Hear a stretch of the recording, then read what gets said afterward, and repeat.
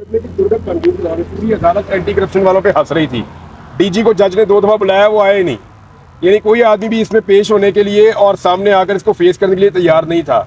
और anti corruption का हमला मेरे से बाकायदा मादरत कर रहा था बार बार कि खान साहब हम मजबूर हैं, हमें गवर्नमेंट ने मजबूर किया हुआ है, वरना हमें पता है कि आपका इससे कोई ताल्लुक नहीं है। मैं तो कभी किसी सरकारी ओहदे पे भी नहीं रहा। इमरान भाई ये बता दें, हुकूमत को क्या खतरा है अगर आप बाहर शिफ्ट हो जाते हैं या बाहर चले जाते हैं? ये तो हुकूमत बता सकती है कि हुकूमत को क्या खतरा है। मुझे तो समझ नहीं आ रही कि मैं यहाँ पे भी इमरान रियाज हूँ और बाहर भी इमरान रियाज हूँ और वापस आके फिर इमरान रियाज हूँ। पहले मैं कई दफ़ा ट्रैवल कर चुका हूँ। इवन मुझे ऑफलोड किया गया और मैं दोबारा गया, फिर वापस आ गया। मुकदमा थे, वापस आया, फिर मुकदमे लड़े, फिर गया, फिर वापस आ गया। तो ये तो रूटीन है, आप ट्रैवल करते रहते हैं।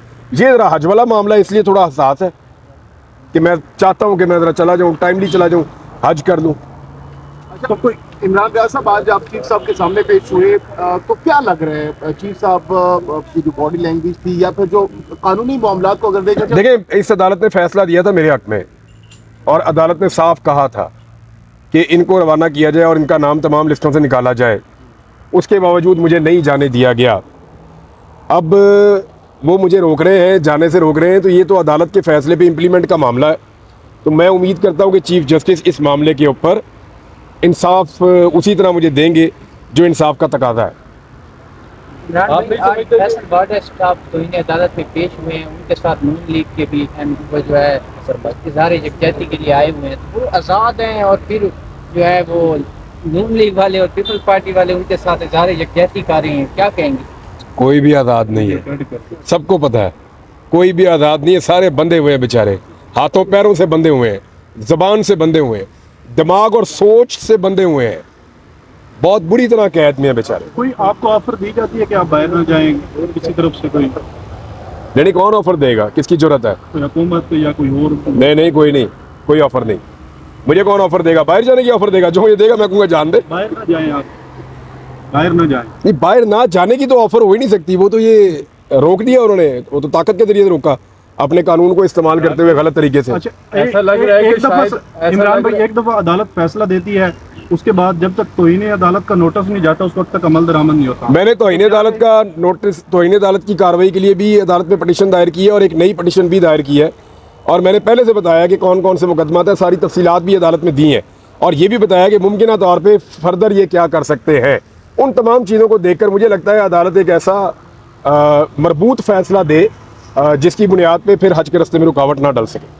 इमरान भाई, जो मुझे लग रहा है वो ऐसा है कि शायद जिन लोगों ने आपको पहले गिरफ्तार किया था वो चाह रहे हैं कि आप इस मुल्क में ही रहें, किसी भी तौर पर आप बाहर ना जाएगा। खुदा ना खास्ता आप बाहर चले गए तो आपका जो वीलॉग है वो मेरा ख्याल है वो बर्दाश्त नहीं कर पाएंगे अगर बाहर से होकर वीलॉग। मैं कितनी दफ़ा बाहर गया हूँ, मैंने बाहर जाके वीलॉग्स किए हैं, पहले भी किए हैं, बहुत किए हैं, निकाल के देख लें क्या फ़र्क है। मैं पाकिस्तान में भी यही हूँ, बाहर भी यही हूँ, लेकिन उनको लगता मैं यार देखो मैं मुस्तकिल हैसियत ना चले जाए और वहाँ से वीलॉग मुस्तकिल ना आना शुरू हो जाए। तो मुस्तकिल ही कर रहा हूँ, यहाँ पे भी कौन सा मैं वक्फे के साथ कर रहा हूँ, रोजाना 2 वीलॉग करता हूँ। कुछ लोग कहते हैं कि बाहर जाके आदिल राजा बन जाएगा अगर बाहर चले गए। आपको लगता है? आदिल राजा की ट्रेनिंग किसने की है? किसने की है? मेरे से पूछना, साबिर शाकिर का पूछो, मेरे से पूछना, किसी सहाफी का पूछो। आदिल राजा का उनसे पूछो जिन्होंने ट्रेन किया उसको। मुजरिमान कमीशन कोर्ट ने बुला लिया है, ट्वीट क्यों किया मुजरिमान कमीशन को? उन्होंने बुला लिया ब्रिस्टल गोहर को और खान साहब के बारे में भी। अच्छा, ये मामला हाई कोर्ट में आ गया मेरी इत्तला के मुताबिक और कियानी साहब की अदालत में शायद लग गया है, नोटिस भी हो गया था FIA को। हाँ, FIA को नोटिस भी हो गया है और शायद उन्होंने, जो उमर अयूब साहब है, उन्होंने FIA से मुजरिमान कमीशन की रिपोर्ट की कॉपी भी मांग ली है। देखिए, ये वो मैटर है जिसको पाकिस्तान की रियासत कभी भी नहीं चाहती थी कि इसके ऊपर डिस्कशन हो, लेकिन अब इमरान खान के चक्कर में इसको भी अंडर डिस्कशन लाया जा रहा है। तो अब ये चीज़ें खुलेंगी कि एक्चुअली मुजरिमान कमीशन क्या है, उसकी रिपोर्ट क्या है, वो किस तरह लिखी गई, किन हालात में लिखी गई, लोगों ने क्या क्या कहा, क्या रिकमेंडेशंस की, किस किस्म के हकायक थे, तो वो सारी चीज़ें सामने आएंगी। इमरान भाई, ये लोग थकते नहीं है इतना टारगेट कर करके हम लोगों को? आपको कहाँ टारगेट किया? सर आपके सामने हूँ मैं तो। आप एक्चुअली मेरे साथ आप मेरे साथ भी इदारे यकजहती कर रहे हैं सर, ये पार्ट ऑफ द गेम है। देखें, कभी उधर कभी इधर, ये चलता ही रहता है जब से है। इसीलिए तो हम कहते हैं कि सबको अपनी डोमेन में रहना चाहिए, मुल्क में रूल ऑफ लॉ होना चाहिए। अच्छा, रात को आपने एक बच्चे के साथ इंटरव्यू भी दिया आपने उनको, तो आपने उनको कहा कि मैं वहां जाकर सबके लिए दुआ भी करूंगा, तो अपने मुखालिफिन के लिए भी दुआ करेंगे? मैं सबके लिए दुआ करूंगा, अल्लाह ताला सबको वो हदायत दे, कम से कम हदायत की दुआ तो की जा सकती है। इमरान भाई, ये जो जलसे हो रहे हैं, ठीक है, जब भी जलसा करती है खैबर पख्तूनख्वा, जब भी जलसा करती है खैबर पख्तूनख्वा, इससे क्या असर तासुर दिया जा रहा है कि पंजाब में वो कर नहीं सकते या आवाम को इकट्ठा नहीं कर सकते, या जो ये कर रहे हैं क्या पंजाब में अगर ये जलसे करे तो ज्यादा प्रेशर नहीं डाल सकते हुकूमत? मेरे ख्याल में खैबर पख्तूनख्वा में 1 मिलियन आदमी भी इकट्ठा करें कोई फर्क नहीं पड़ता। पंजाब में अगर 50,000 आदमी इकट्ठा करें तो उससे ज़्यादा इम्पैक्ट है। तो ये पाकिस्तान तहरीक इंसाफ के सोचने की बात है। इतनी पसली तो एक पॉलिटिकल पार्टी में होनी चाहिए। अच्छा, इमरान भाई के खिलाफ तो नहीं बोल रहा, शहबाज शरीफ भी बात कर रहे हैं, तो आपके ख्याल में वाडा साहब क्या सोच रहे हैं? शहबाज शरीफ भी साथ जाए मेरे? एक होता है नादान दोस्त, वो ज़्यादा प्रॉब्लमेटिक होता है दाना दुश्मन से। अच्छा इमरान भाई, अगर मौलाना जलसा करे, सख्त बात करते हैं, उनको इजाज़त मिल जाती है, लेकिन पीटीआई को पंजाब और इस्लामाबाद में इजाज़त नहीं मिल रही है, क्या वजह? देखिए, मौलाना फजलुर रहमान जो है वो एंटी स्टेटस को नहीं है।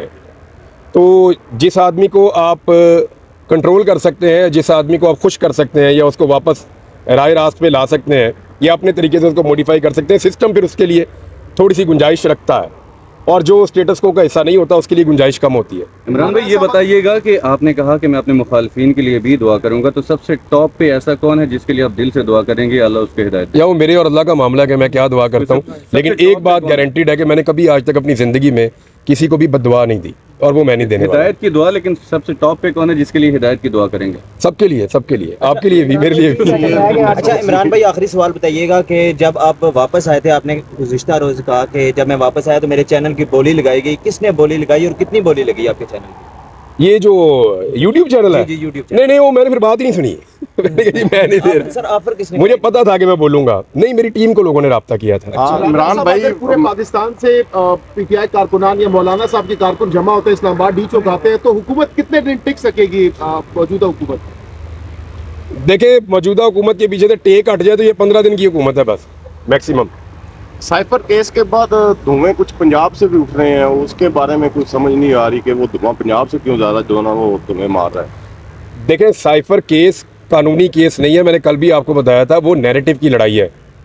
वो लड़ाई एक बयानिए की, या एक बयानिया इमरान खान का था, दूसरा बयानिया उसके मुखालिफिन का था। इमरान खान ने अपने उस बयानिए के साथ जिसके ऊपर कोई स्टैंप भी नहीं थी, सारी उसकी मुखालफत कर रहे थे। आपने देखें पाकिस्तान में किस तरह उस बयानिए को चलाया है। अब इस मरतबा ये है कि साइफर केस में इमरान खान की बरीयत के साथ एक अदालत की मोहर लग गई है उस बयानिए पे। तो एक्चुअली पाकिस्तान तहरीक इंसाफ का बयानिया जीता है। आने वाले दिनों में आपको नज़र आएगा इसको इमरान खान कैसे इस्तेमाल करते हैं, क्योंकि पॉलिटिकल आदमी इतनी बड़ी चीज़ को कभी भी ज़ाया नहीं होने देगा। ठीक है। अच्छा इमरान भाई, अभी आपने कहा कि हुकूमत 15 दिन भी टिक नहीं पाएगी अगर टेक हट जाए, तो टेक हटती हुई तो नजर नहीं आ रही है, तो क्या फिर पीटीआई के एहतजाज का या लॉन्ग मार्च का कोई फायदा नहीं होगा? नहीं तो नहीं, याद रखें, जो पॉलिटिकल स्ट्रगल होती है वो कभी भी रायगा नहीं होती, वो कहीं ना कहीं कुछ ना कुछ कर रही होती है। दूसरी बात यह है कि तमाम इदारों को और स्टेक होल्डर्स को सोचना पड़ेगा कि जिस हुकूमत को डिलीवर करने के लिए लाया गया था, मैं आपको सिर्फ खैबर पख्तूनख्वा की एक मिसाल दे देता हूँ, मैंने सुबह इस पर बात भी की है।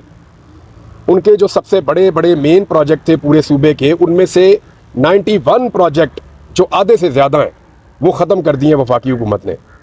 ये तो मुल्क में तरक्की करने आए थे, ये तो मुल्क की मईशत को बेहतर करने आए थे। जो ऑलरेडी मनसूबे चल रहे थे, जो 70% तक कई मुकम्मल हो चुके हैं, उन मनसूबों को बंद कर दिया गया है। वजह यह है कि हमारी मईशत ख़राब है और पैसे नहीं है और IMF का दबाव है। तो ये चीज़ें आपको बता रही हैं कि पाकिस्तान नीचे जा रहा है। अगर इसी तरह चलाना है, जो बाकी रह गए हैं 77 या इसके करीब ही हैं, कुछ में इससे कम है, 91 हो गए हैं, आधे से ज़्यादा ख़त्म हो गए हैं, बाकी जो आधे रह गए वो भी ख़त्म हो जाएंगे फिर। Thank you ji. Thank you.